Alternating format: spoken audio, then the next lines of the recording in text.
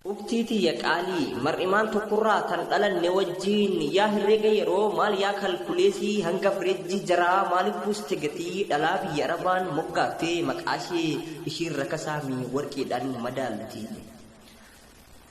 Nama hiyyummaan beekne kan aadaa fi afaan jaraa tokko hin taane jaalatteetii miti kan ormaaf ergamte biyya arabaa hundatti facaate Suudii, Dubaay, Kaatar, Kuweet, Beeruut, Joordaan, Bahareen, Suudaanii fi Liibiyaa Afrikaan yooma fee jiruu fooyyeffachuuf maatii ishee jijjiiruuf malee yoom qananii feetee biyyarraa facaate.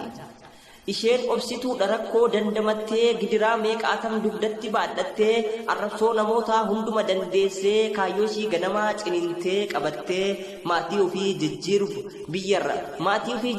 ishee biyyaa baate meeqat obboleessa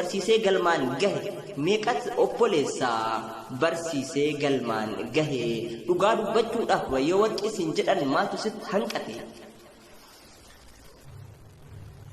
Kayyoo qabde dura yeroo mana baatu jaalateetii miti namni kan biyyaa ba'u nama kayyoo qabu kan jijjiiramu hawwu obboleettiitoo hunduma obsituu ishee kaayyoof jettee mana ormaa teessu amala nama daddaa hunduma dandeessu yoo hojiidhaaf kaate natti ulfaate hin jettu yoo arjummaaf taate waa hin hambisattu yoo jaalalaaf taate ishee lubbuusiif laattu an dhugaa dubbadha kan si caalu hin jirtu arja qabeettitoo hunduma dandeessu.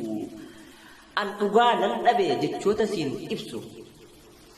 Oolmaa keessan dagatee maaf si xureessa namni akka sabaatittis bu'aa nuuf buustanii akka gandaattis maatii jijjiirtanii bara dukkanaasan miidiyaa jaartanii saba mirga dhabeef sagalee taatanii jijjiiramni dhufe sababa keessanii gama diiniitiinis utubduun isini. Garee ijaartanii lallabdan barnoota miidiyaa jaartanii nuuf falmitan mirga diinagdees yoo taate nuuf jijjiirtan biyya.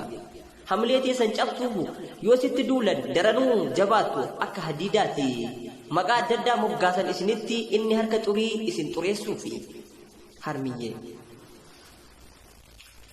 Yoo jaalalaaf taate tan lubbuu siif laattu yoo jireenyaaf taate hunduma obsituu yoo ati dogongorte immoo akka haadhaa taatee ishee si gorsitu malee sitti hin jijjiiramtu. Maaltu sitti hanqataa maqaa kee balleessu wallaahi annan dhabe jechoota sin ibsu. Maaloo yaadaddara yaadadhumee waan kalee ishee malee jiraa kan jaalala keef maraate ulmaa guddaa akkasii akkam irraanfattee ishee xiqqeessuudhaaf jettee qaama ishee dirree baaste atis achumaan dhalattee silin irraanfatte har'atti kolfite qaama ishee laaltee fokkatus bareedus achumaan dhalatte kabajatu siif mala dubartii too harmee kabajas siif mala dubartii haadha teenya harmiyyee. Walumaa galatti dubartiin haadha teenya tan garaatti baattee miidhattee nu dhalte tan guddisuuf jettee gidiraa dhandhamte kabajni siif mala ummaa tooyaa harmee. Dubartiin mucaatee tayyoo baabaa jettu siraaftu garaa kee dubartiin jaalalleedha ibsituu jireenya kee walakkaa qaama keetii mi'eessituu jiruu kee urgeessituu mana kee dubartiin ija keetii agartuu rakkina kee. Ilaamee yaa dhiira waan isinitti himaa namni biyyas ta'ee jiraatus biyya ormaa tasa dogongoree waa balleessu hin jira jaalalli injifatee dogongoruun mala tarii akka feetu yoon arganne sirraa ufii kees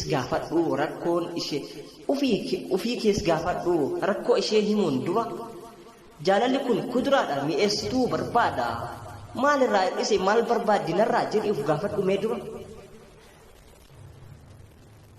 Maalirraa hir'ise maal barbaaddi narraa jedhii uf gaafadhu uf guddisuun dura badii uumame hundaa wal mari'adhaa furaa badii uumame hundaa mee wal mariin furaa galatoomaa. Uktiti ya qali mar'iman tokkurraa tan dhalanne wajjin yaa herrega yeroo maal yaa kalkuleesii hanga fireejji jaraa maaliif buuste gatii dhalaa biyya arabaan moggaaftee maqaashee ishiin rakasaamii warqiidhaan madaalti. Nama hiyyummaan beekne kan aadaa fi afaan jaraa tokko hin taane jaalatteetii miti kan ormaaf ergamte biyya arabaa hundatti facaate Suudii, Dubaay, Kaatar, Kuweet, Beeruut, Joordaan.